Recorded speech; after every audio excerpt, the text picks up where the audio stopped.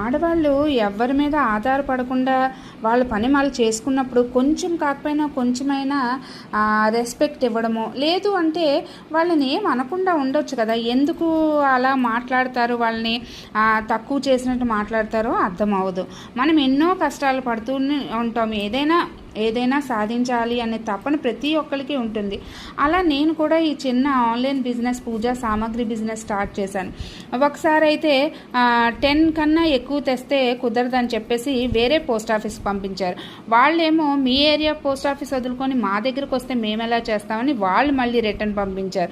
మళ్ళీ ఇక్కడికి వచ్చి అడిగితే అప్పుడు నేనైతే గట్టిగా సమాధానం చెప్దాం అనుకున్నాను. కానీ వాళ్ళు సరే అని చెప్పేసి వాళ్ళు చేయడంతో నేను ఇంకేం అనలేదు. పోస్ట్ మాస్టర్ అయితే చాలా మంచివారండి మా ఏరియా. ఇలా ఆడవాళ్ళకి అడుగడుగున ఏదో ఒక రకంగా మనకు అవమానం ఎదురైనా కూడా మనం ధైర్యంగా ముందుకు సాగిపోవాలండి. అంతేగాని ఎట్టి పరిస్థితుల్లో